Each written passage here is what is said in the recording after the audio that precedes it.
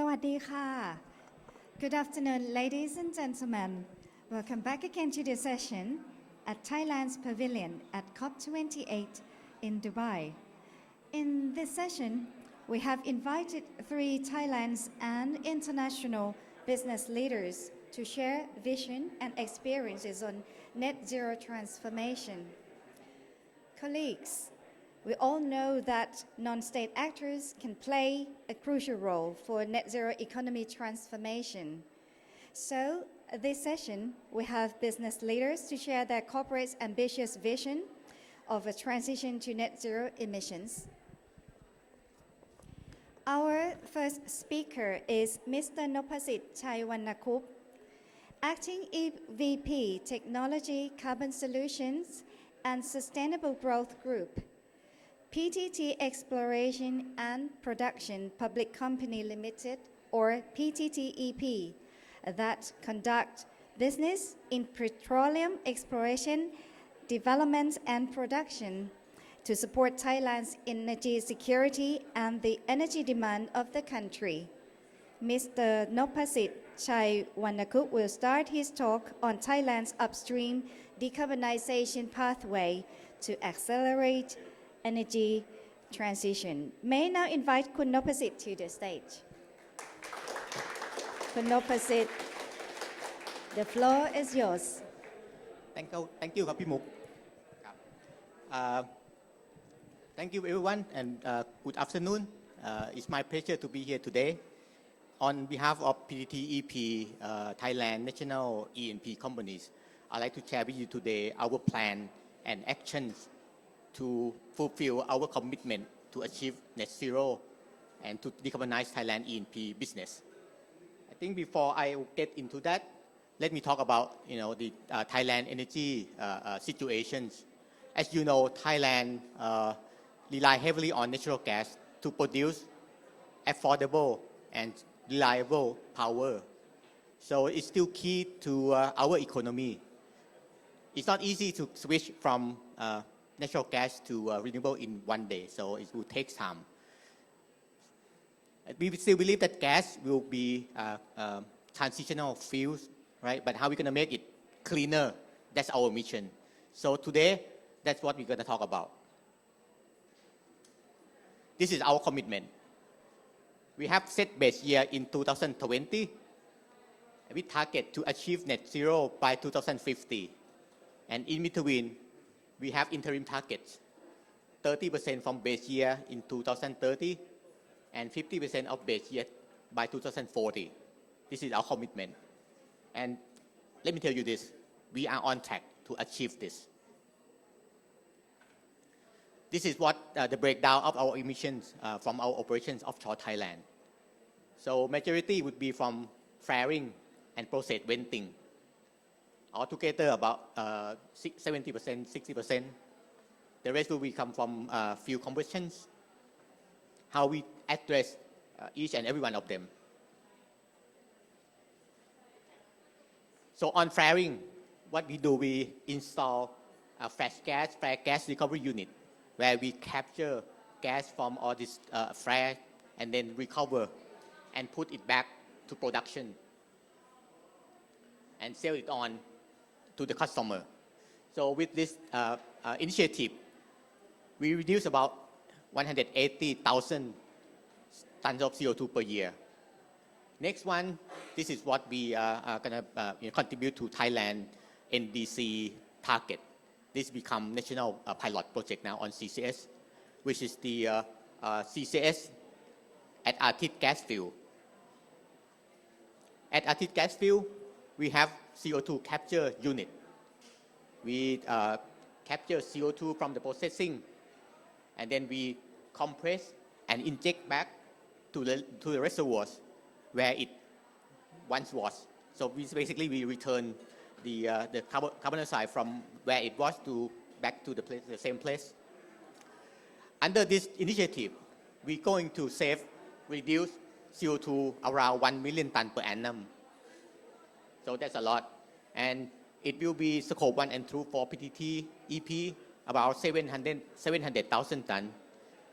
The rest will be 300,000 tons to PTT Group as a gas buyer Right? We are planning to have this project operational by 2027.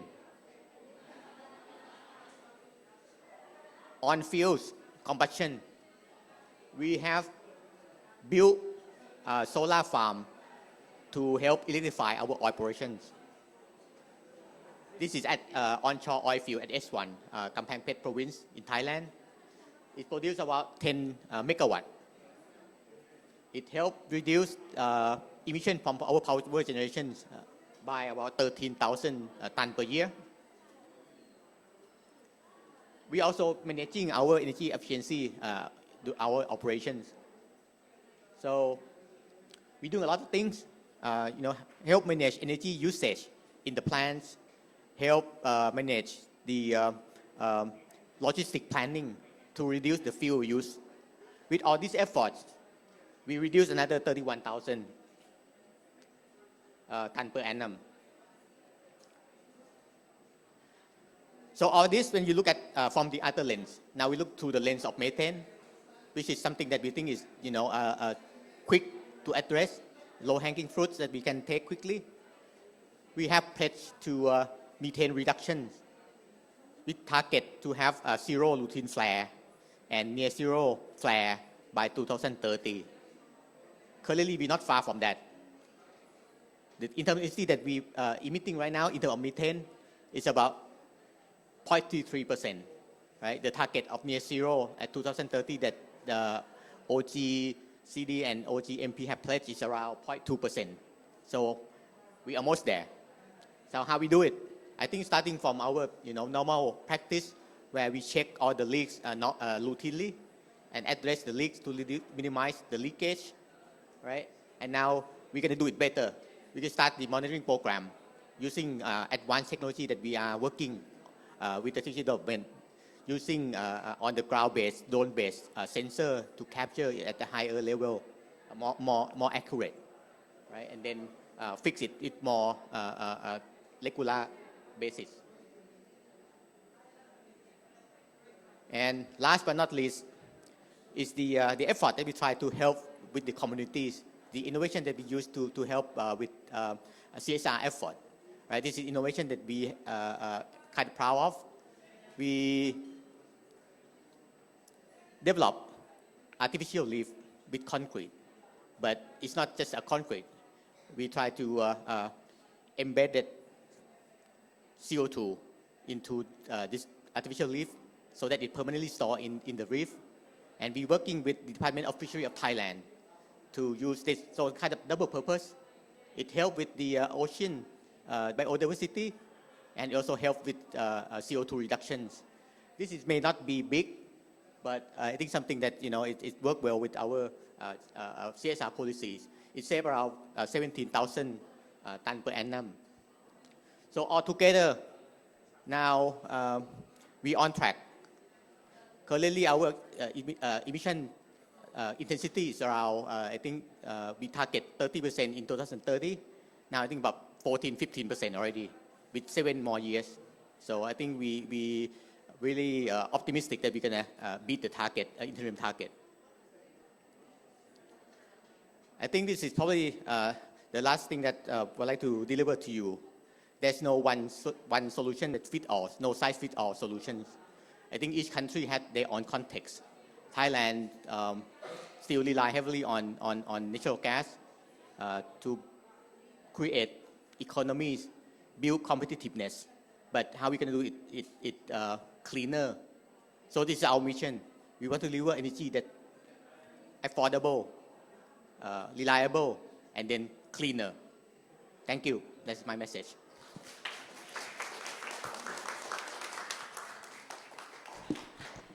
Thank you very much, Khun Nopasit from PTTEP for your comprehensive talk. Next, may I now go through our session with the second speaker, Dr. Chaya Jantawasu. He's Executive Vice President of Sustainability at PTT Global Chemical Public Company Limited, or GC. GC is one of the largest integrated refining and chemical business and a leading corporation in the Asia-Pacific region. Dr. Chaya will give a talk on navigating business sustainably amidst global warming, challenges and venturing into new growth opportunities. May I now invite Dr. Chaya to the stage. And Dr. Chaya, the floor is yours. สวัสดีครับขอบคุณพี่มุก Once again, I think GC is quite honored to share our perspective on what we are doing. And I think we in the COP28, everyone have to be, try to look into the transition going forward. And GC is one of the private sector that see that this could be the right time. And it could be the opportunity for the business as well. Just for the one who doesn't know what GC are doing, we are one of the chemical company in Asia, based in Thailand. What we operate globally, more than 40 countries around the world. So basically, we heard from the PTEP on the upstream side, chemical business on the midstream and downstream side. We starting from refining, taking the crude, producing several products, and integrated with the chemical production unit.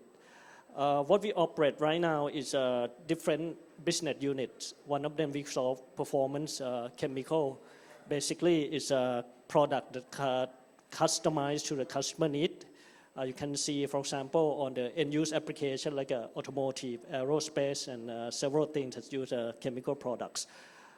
Secondly, it's a polymer and chemicals. This one is basically all the material we use in our daily life.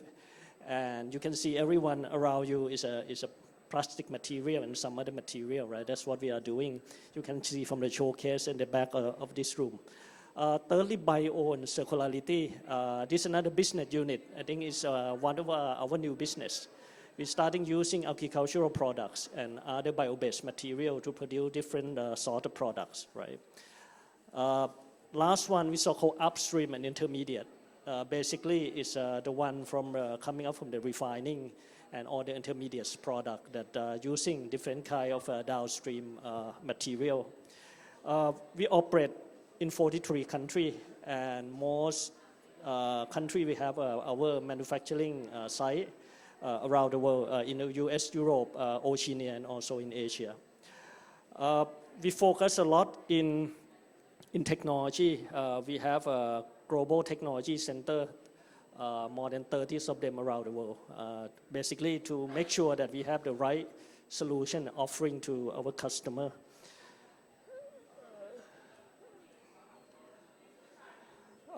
I think climate change, we discussed from basically 2015 from Paris Agreement, if you recall, right? It's quite been a while. But what we focus, one we discussed in Scotland a couple of years ago, right? That the country have the NDC set, and what would be the private sector can help contribute to cut down the greenhouse gases. And from a couple of years ago, I think we've seen that the impact from climate change has been accelerating, not just in Thailand, but globally, right? We see the record heat wave, we see the flooding in Thailand, and a lot of weather that haven't seen before in the past 10 years, right? So it's real, it's coming, and it's more impact than what we thought, especially the one in tropical country like Thailand. We see a lot of things impact our quality of life, not just on, you can see the Thailand have a highest temperature record, right, for the past couple of years. And we've seen a lot of drop in crop productivity, right, because Thailand is an agricultural country. We see in rice production, in palm oil has been dropped for quite significantly. And for the private sector, it's not just a risk to our business. We see a lot of compliance coming out. I think CBAM is in effect this year, starting from a few industry, right, steel, cement, but it will go and cover all the product that exporting from Thailand. It will be impact every sector, not just on the business, on the whole supply chain that need to be adapt and make sure that we are competitive in terms of a new compliance.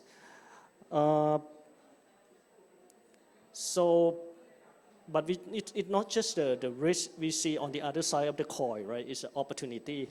And what we see is that the corporate have to look at the value that we can extract from our current asset and the new growth opportunity that we can pursue, right, for the new business.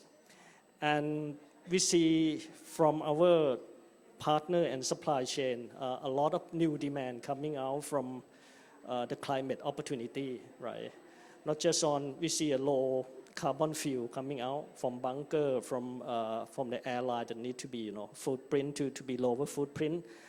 And a lot of materials that people seeing this could be changed in the next, couple of years in the new decade. For example, we see a lot of bioplastic demand pick up, not just in US and Europe and in Asia as well. That could be one of the opportunity. So we believe that low carbon and eco product or green product, so you call it, it could be a new market segment. And this one, I would say not a single company or most of the chemical company around the world come up with a solution yet. And could be, the opportunity that we can look at and make sure that we have a well-defined customer segment and also the product to offer. For GC, I think we are on the journey on the sustainability for more than a decade, right? We're one of the first listed company in Thailand to follow GRI standard on the reporting and disclosure. And I think 5 years ago, we integrate part of sustainability into the business, meaning every business unit must have a clear target on what they need to do, right, to make sure support the sustainability effort. And right now, we start modeling the value coming from the sustainability in terms of the business. So we come quite a long way, more than 10 years, and we have been well recognized in the industry. I think we hold the ranking of the first in sustainability from the DJSI for the past 4 years. I think this year we also the highest, but has not formally announced yet, but hopefully we're going to get the first rank again.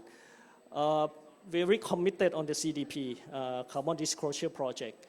We are one of the first and only A-level company in Thailand. So I think we're very serious about climate action and also the water management. On the supply side, we also get recognized on EcoVadis for this year as a platinum level, meaning top 1% chemical company in the world to manage end-to-end supply chain, right, from sourcing to offering to customer. So what you can see is a lot of things that people and also even the private sector need to learn, right? We learn how to adapt and how to make sure that we align with the ESG framework.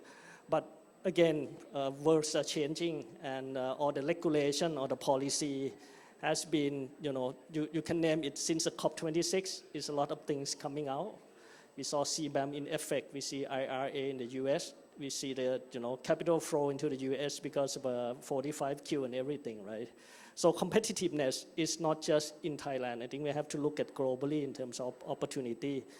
And I think we discussed this year, I think a lot of things, this kind of global stock take and climate finance and everything. It's changing every day, and somehow you have to manage in terms of expectation from your stakeholder as well. Another thing that we heard a lot, if you went to the green zone, a lot of showcase on new technology, but technology is not mature yet. We don't have a solution for everything. Right now, we're working on existing technology, but there's a lot of room that we can, if the technology exists, that we expect that it will cut down the cost and the investment to reach the same target. So we need to monitor closely what's going to come, right? People talk about CCS like a PTEP. It's a pilot project in Thailand. But globally, we've seen deployment on CCUS for several projects in the US and in Europe. But in Asia, I think we need to step up and make sure that we have a certain scale and competitiveness in terms of the cost to make sure that can absorb in terms of greenhouse gases in the region. Hydrogen is another one that has been ramping up. Green hydrogen is one of the target, and we also look at the same opportunity. But again, it's going to be linked with the cost of renewable, right, in order to define in terms of the hydrogen cost. And several regions have an advantage. In the US, a lot of subsidy, and in India, we've seen a lot of projects coming up with the lower cost in terms of the renewable power. And Asia, I think we still on the higher side of the cost curve, but we hope we can improve in the future, and if it's competitive enough, we can bring the green hydrogen to the market. I think GC have a strategy to deal with the climate change. We so-called 3-step plus. Basically, we look at our competitiveness, because chemical industry, not just in Thailand, is a global, competition in terms of what would be, what the supply pop up in every country. I think we have to keep monitor and make sure we still be able to compete. So we focus a lot on competitiveness and efficiency to make higher productivity. Secondly, on the product side, we make sure that we invest in the right product and not just on the solution that can, respond to the customer need. And people are demanding a lot of low carbon product right now, right? So that could be the one thing that we're looking into. Thirdly, I think we integrate the sustainability into the business, meaning every investment, not just on existing asset, but the new business have to basically align with the sustainability framework. So we target to grow in terms of EBITDA contribution, not just on the existing business, but it will coming from the green business as well, including eco and also bio and circularity.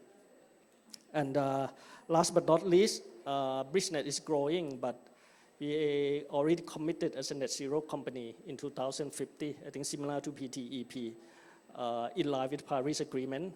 So the first milestone will be 2030. We will cut down 20%, and we will keep going down to net zero in 2050. This is going to be the update. What we did so far, right, is still on track on our roadmap. And I would say 25% will coming from the, you see the blue is a flow driven, meaning we restructure our business from basic petrochemical to, the low carbon business solution. And we expect to cut about to 3.3 million tons of carbon from our baseline. Secondly is on efficiency, meaning we use all technology available, right? AI, whatever that can improve our productivity. We expect to cut down another million tons, right, from our existing asset by having 100% of clean energy by 2050. And lastly, because we are one of the hard-to-abate sector, chemical industry still need to use energy. It's no way that we can not use energy, right? Even though we can use 100% of clean energy, if you cut down the scope 2, but we still have scope 1 to deal with, and that's one going to be very challenging. So we still have to have the approach on compensation, meaning we will rely on about 6 million tons on compensation. One coming from the nature-based solution, what we are doing, forestation, reforestation. And another 5 will coming from CCUS. Actually, it's a collaboration with PTEP. Thank you so much. But we hope that we will have to bring the CCS online by 2031 going forward, right? So to absorb another 5 million tons. According to plan, I think we will cut down by 2050 down to 0 on the scope 1 and scope 2. This update, I think last year we have a lot of ongoing project, right, on the efficiency. We cut down last year 65,000 tons, right, on the efficiency, meaning squeezing in terms of energy saving and energy conservation. More than 140 projects to, try to use every technology available to save the energy and basically turn into cutting down the greenhouse gases. On the compensation, we're starting to work on the CCS, on the pilot project with the partner. And on the forestation, thank you to the government to have partnering with us for the investing in new forestation area. So I think we're still on track on the committed area, right, on the green zone. And I think most importantly, we're restructuring the business. First of one that we invested 2 years ago on the performance chemical. Basically, it helped cut down the carbon footprint significantly, about 60-70% from coming up with a new portfolio, right? I think we invest in the performance chemical about $5 billion 3 years ago, right? That helped us cut down 165,000 tons already. And on the green, on the bio-based products, as I mentioned earlier, it's an opportunity for Thailand. And we're starting to build up capacity for bio-based, right? Oleochemical, biochemical, bioplastic, and performance in terms of using the bio-based. That another portfolio that we believe it could be a future in terms of either biofuels and biomaterials going to the market. And lastly, it's another thing that circularity could be a solution. It's not going to be a big scale, but it will provide support in terms of ecosystem, right? From the collection, from the household, if we can put it into a systematic way to recycle it, it could be the opportunity for Thailand as well. So we don't believe in just making the products. I think ecosystem that important for Thailand is a platform. So we initiated so-called U-turn platform to have a community, right, can join our platform and recycle from the household and bring to the recycling plant, and that would help in terms of bring the cost down and make sure that we can scale up in terms of the business and provide the society benefit in terms of you bring value to the community as well. Another one that I mentioned, the technology. We believe the technology will come, but we need to look at the right solution. So GC allocate about $120 million on corporate venture, basically to sourcing the technology around the world, right? On the digital technology, on the low carbon solution, and whatever the new application that can help cut down the greenhouse gases. It's one of the things that we believe could be the lighthouse to make sure that we have a pipeline of technology available in the future. But again, it's not everything, but we believe we need some sort of governance in terms of management, systematic management as well. So we're starting to use new climate instrument. We use internal carbon pricing basically for the investment decision making, not just on the new business and on the existing asset as well.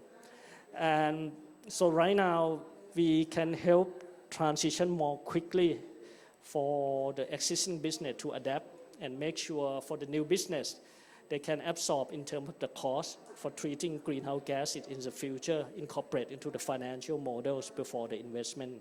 So this would be quite innovative in terms of using financial instrument in the company, right, to basically drive and accelerate the transition. That's all I have today to share what we are done in the past couple of years. And again, we're looking to work with a lot of partners, our customer, and also the government agency to make sure to basically help drive the net zero together. Thank you, Kap. Thank you very much, Dr. Chaya, for your great talk as ever. And our last speaker to this session is Ms. Zoe Knight. She is Global Head of Center of Sustainable Finance and Head of Climate Change, HSBC Middle East. As we know that HSBC is one of the largest banking and financial services institution, Zoe will talk on HSBC net zero strategy. So may I now invite Ms. Zoe Knight to the stage, and Zoe, the floor is yours. Thank you so much, and thank you everyone for being here, and thank you for the invitation to come and join you this afternoon to talk a little bit about what HSBC is doing and how HSBC is thinking about the net zero agenda. So I've just got a few slides to go through, which I'll take you through in about 10 minutes or so, 10 to 15 minutes this afternoon. And what I really want to cover is the fact that we've been thinking about climate change for a long time. So the financial sector generally has been working through environmental, social and governance issues. We started off by thinking about our operational footprint way before 2017, but I just wanted to share the most recent time frame with you, really to show how fast the landscape is moving on how banks like ourselves are thinking about climate change activities. So a couple of highlights to draw out.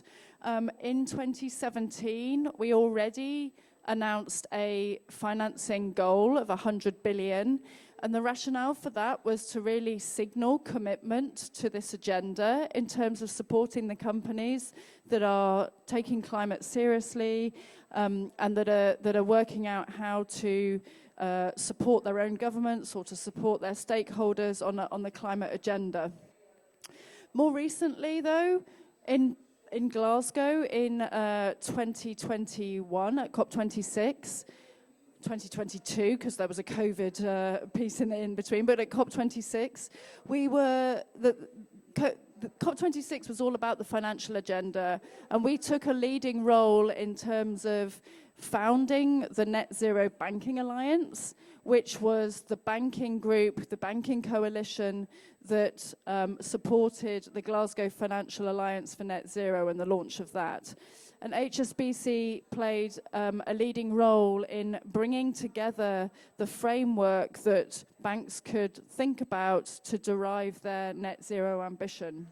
And this is really important because HSBC has a net zero ambition, but of course many people want to know, what does that mean in practice? Like, what are you really talking about when you're saying you want to be a net zero bank?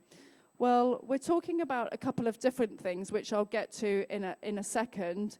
But the last thing that I want to draw out on this slide is the financed emissions targets that we published in 2022. One of the areas of emissions accounting for us is Scope 3, related to the activities that we're financing. And so in order to become a net zero bank, we need to take them into account, and we've set baseline targets, and I'll come back to that in a second. So we set the net zero ambition. We then translated that into more of a strategy. So becoming a net zero bank is all about addressing operations and addressing financed emissions, which I mentioned. A fundamental pillar to this is how we support the shift. The shift to a net zero economy is going to happen through many drivers. It's going to take government policy, it's going to take consumer demand to shift into different products and services, it's going to take complete energy sector transformation. And we want to support our clients to do that by providing 750 billion to 1 trillion of capital in financing investment to 2030.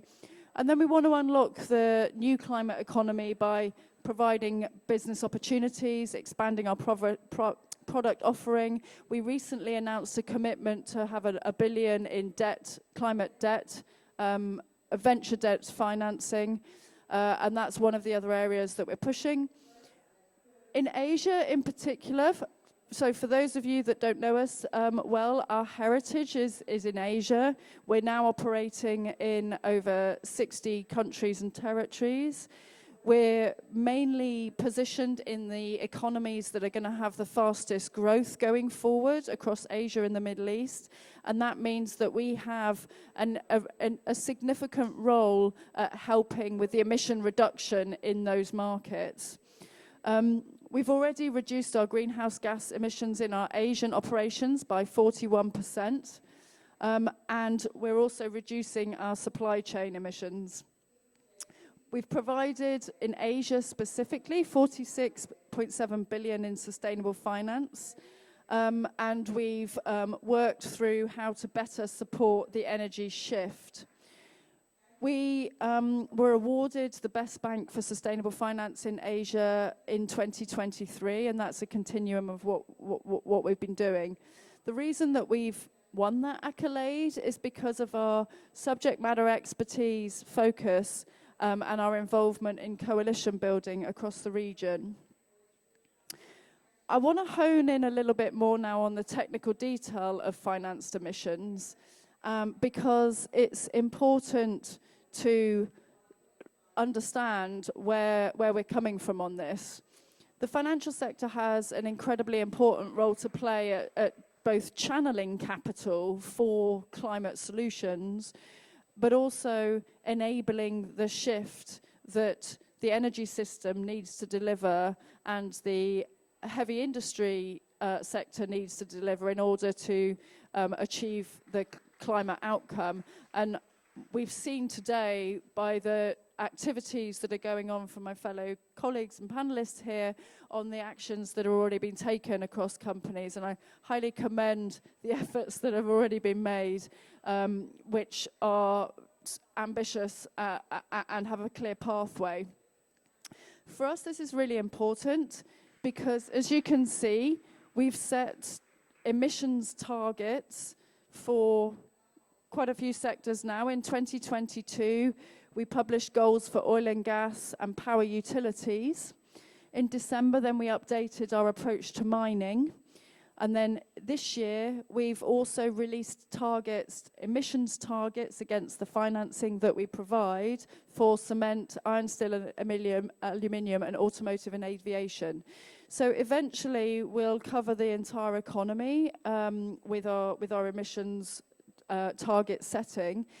The goals on this are to be delivered by 2030. So the emissions baseline that we used for these sectors was 2019, i.e. pre-COVID. And the delivery of these will be by 2030. The chart on the right-hand side really shows the emissions picture for a financial organization. So on the left-hand side, we've got the activities that we can control and manage, i.e. our scope 1 and 2 from our own operations, so our electricity and buildings, our of transport, scope 2 indirect with our power consumption, and scope 3, our employees, our business travel, and our supply chain. That's on the one hand of the items that we can control in various markets. And indeed, we've tried to drive the energy, the clean energy agenda by being a participant in RE100, supporting the countries in which we're operating to shift to renewable power where possible, and help drive those markets forward. The piece that I'm talking about here on the right-hand side of the diagram as you look at it is the financed emissions investments and financed activity, so facilitation. This, of course, is a much more immature thinking around the finance agenda and has evolved out of the GFANS work in 2022 and 2023. Now, we think that this is important because it's how we shape and steer a climate outcome going forward. And it's also because as the world around us changes, the different appetite for goods and services will become more and less risky, right? Which is what we do day to day. We measure risk and look at projects to figure out whether or not we want to finance them. So what we need to do in order to deliver these goals is work closely with the underlying companies that we're providing a service to. And here is just a very simplified diagram of how we're going about doing that. Essentially, it's really about collecting information, climate information, talking with our customers, really helping engage across the ecosystem.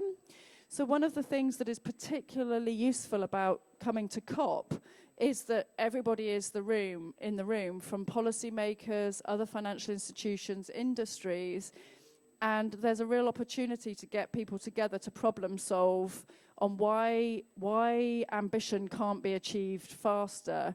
So, for example, what would enable the Thai government or any other government to bring forward the net zero aim for the country as a whole. Now, clearly some of that is going to come from finance, but some of it might be institutional barriers, like the grid infrastructure doesn't work as well as it could be, or the demand's not there, or there might be another reason as to why things can't be accelerated.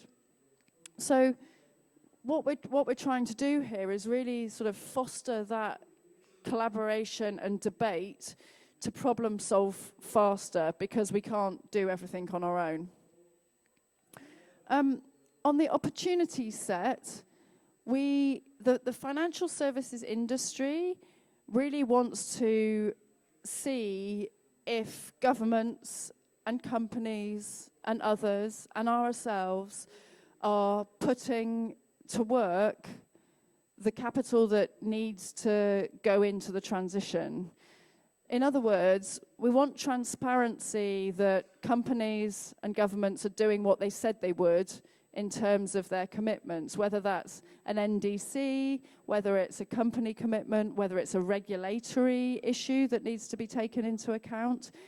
And in order to provide this transparency, we can look at the labelled product market of bonds and sustainability-linked products and services. So from a green labelled perspective, for example, we can see that the numbers are improving from 2020, the first half of 22 to the first half of 2023 for us. Now, this is really important because, as I say, it brings transparency as to which projects are really being put to work in the right way to solve the climate challenge. Here are some examples of the things that we've done. We're serving all parts of the capital market, so we've provided funding to institutional investors. We're an underwriter of sovereign and supranational bonds. As I mentioned, we've set up a climate tech venture capital strategy and a venture debt fund. And we're participating in a variety of green bonds. I mentioned the importance of collaboration, and I think in this world where the climate solution is certainly not one silver bullet, we just need to come together to figure out what the best way forward is on a local basis, on a country by country by country by country basis, because the global carbon budget, as we know, is shrinking every year because we're not reducing emissions fast enough. Yet there's a reason why that isn't happening, and the reason is it's really complicated, and our systems are built from the resources that we've had at the time, and it's built from the industrial strategies that we've had historically, and the ask now is to really reconfigure that energy system and economy in the next 7 years, and it's an economy that's been built for hundreds of years. So to try and fast forward that, we've got a cross-sectoral approach of engagement between other business and industry forums in Asia and all over the world, the policy-making agenda. This regulatory backdrop that we have here through the central banks has really helped us to think about climate risk more effectively, because the asks to us as systemically significant institutions are about understanding the implications of different climate scenarios. And that's helped us really capacity build within the organization. It's helped us link with different geographies. And without that, I think we would be, well, it's pushed us forward much quicker than otherwise we would have been able to go on our own. Similarly, the NGO and partnership community is important because they're providing both modeling expertise and analytics, as well as engagement and specific project support. And again, what we would like to see is consistency in frameworks and standards. And that's because much of the financial system is going to want to know the same information, but they will be operating in different countries and in different sectors. But actually, if we have some common ground of thinking, we can all save time and energy in terms of the information that we're gathering. So in Asia specifically, we're doing a couple of things. We're working with the Glasgow Financial Alliance for Net Zero on a project relating to the managed phase out of coal-fired power stations. And our CEO of Asia is helping to chair that in conjunction with the Monetary Authority of Singapore. The Bank of Thailand is involved. So that's really about the standard setting and coming to common ground on how to fast forward coal exit. On the facilitation of blended finance and more capital into these sectors, we were founding members of the Just Energy Transition Partnerships, JETPs, looking at Indonesia, the Energy Transition Mechanism, which is another blended finance structure to help us across the region. And then we've got philanthropic efforts as well. We've put 150 million into the Breakthrough Energy Catalyst and $1 billion of HSBC climate tech funding. So we've got all pillars of activities covered that we need to do to get to a successful climate outcome.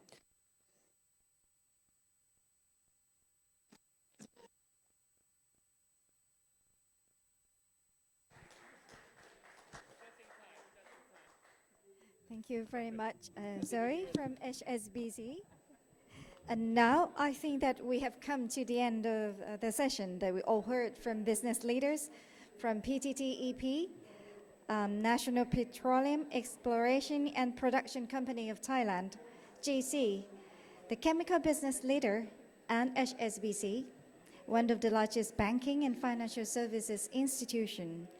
Ladies and gentlemen, on behalf of Thailand Greenhouse Gas Management Organization under the Ministry of Natural Resources and Environment, we would like to express our sincere thanks and appreciation to all our distinguished speakers at Thailand Pavilion, the UNFCCC COP28 in Dubai. And can we give a big applause to all speakers again, please? And finally, may I invite Mr. Pawit Kesawawong, Deputy Director General of the Department of Climate Change and Environment, Ministry of Natural Resources and Environment, to present token of appreciation to our speakers today.